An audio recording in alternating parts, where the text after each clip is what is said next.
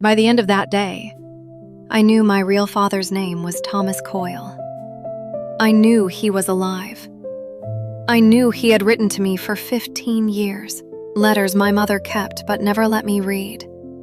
And I knew that 3 years earlier, he had come to Millbrook and stood outside our house for almost an hour, bringing someone with him. Someone my mother made him promise to hide from me until she was gone. I stood in that hallway with a brass key in my hand, and I asked my Aunt Ruth the only question that mattered. Who did he bring with him? Ruth looked at my mother before she answered, one last time asking permission with her eyes. My mother nodded, so faintly I almost missed it. A daughter, Ruth said.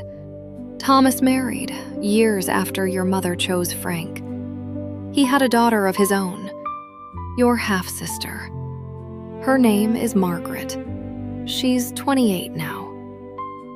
I sat down on the edge of the bed because once again my legs had stopped being reliable. A sister.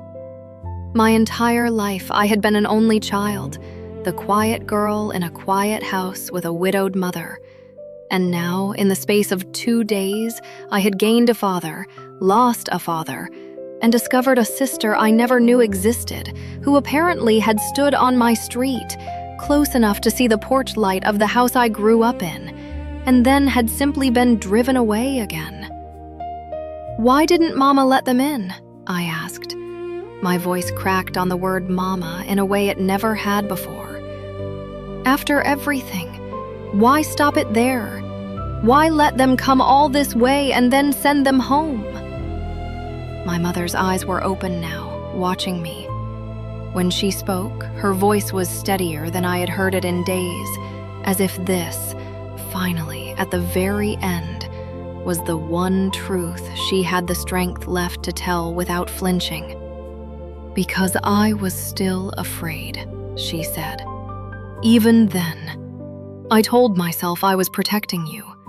But Carol Ann, some of it was never about protecting you at all. Some of it was about not wanting to lose the only version of this family I had left to hold on to. It was the first time in my life my mother had ever admitted out loud that she had done something for herself and not for me. And strangely, that honesty, so late, so small, did more to soften what I felt toward her than anything else she said that week. My mother died 4 days later on a Saturday morning, with Ruth on one side of the bed and me on the other. She never spoke again after that Thursday, not clearly, not in full sentences, but she held my hand until almost the very end, and there was a peace in her face during those last days that I hadn't seen in years, as if setting the secret down had lightened something she'd been carrying since before I was born. We buried her the following Wednesday, beside the man I had called my father for 31 years, Frank Whitfield, the man who chose to love a child that wasn't his, and never once let that child feel the difference. I stood at that funeral with my husband and my 2 children, greeting the same neighbors and church friends who had known my mother as the quiet widow who kept to herself. None of them knew what I now knew. None of them knew that the woman in that casket had spent 30 years protecting and imprisoning a truth that had reshaped the lives of at least 4 people without any of them fully choosing it. And then, near the back of the small crowd gathered under the maple trees, I saw a man I had never met, standing beside a woman close to my own age. He was older than I expected, silver-haired, dressed carefully, holding his hat against his chest the way men of that generation did at funerals. The woman beside him had my mother's eyes. Or maybe they were mine. I couldn't tell anymore where one face ended and the other began. Ruth touched my arm. "That's them," she said quietly. I wrote to Thomas last week. I told him she didn't have much time left. I didn't ask your permission, Carol Ann, and I'm not sorry. I thought you deserved the chance to decide for yourself whether to know them, not have that decision made for you one more time. I want to tell you that I ran to them, that there was some cinematic embrace under those maple trees, the kind of reunion you see at the end of a film. That isn't what happened, and I think anyone who has lived through something like this will understand why. What happened was much smaller and much harder and much more honest. I walked toward them slowly, my children's hands still in mine, and Thomas Coyle looked at me the way I imagine a man looks at something he has waited half a lifetime to see, and is afraid, even now, isn't real. You look like her, he said. Your mother, when she was young. I didn't know what to say to that, so I said the only thing I had. I only found out about you 5 days ago. He nodded slowly, like that was exactly what he expected to hear. I imagined it would be something like that, he said. Eleanor was good at burying things deep enough that even time couldn't dig them back up. Almost. Margaret, my sister, a word I still wasn't used to holding in my mouth, stepped forward then, and for a moment we simply looked at each other, the way you study a photograph of a place you've never been but somehow recognize. I've wanted to meet you since I was 13, she said. My father used to write you letters every year on your birthday.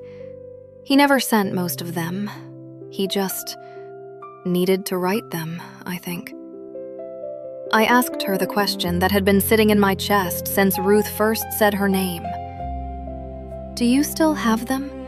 The ones he didn't send? Margaret smiled, small and sad. Some of them. Would you want to read them? I said yes, and in that word I felt something shift. Not healed, not resolved, not tied up neatly the way stories are supposed to end. Just shifted.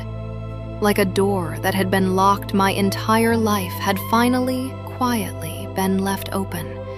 And it was up to me now to decide how far to walk through it. That night, after the funeral, after the casseroles and the condolences and the long drive home with my husband asking gently if I was all right, I sat alone in my kitchen with the brass key still in my coat pocket. I hadn't opened my mother's nightstand drawer yet. Somehow it felt like something I needed to do slowly, the way you'd approach anything that had been waiting 15 years for you to be ready. I thought about Frank Whitfield, the father I had grieved my whole life, who had loved me anyway, without condition, without ever once making me feel like an inheritance of someone else's mistake. I thought about my mother, who had spent 30 years protecting a version of our family that was never entirely true, and who had, in the end, been brave enough, or simply tired enough, to finally let it go. And I thought about Margaret, asleep by now in a hotel 2 towns over, a sister I hadn't known existed a week earlier, who had spent her whole childhood writing letters to a person she wasn't allowed to send them to. We are, all of us, made up of the things our families chose not to tell us. Some of those things are small enough to stay buried forever. And some of them, like mine, are simply waiting for the right deathbed, the right confession, the right unlocked drawer to finally come out into the light. My mother's last words to me were an apology. It took me a long time to understand that they were also a gift.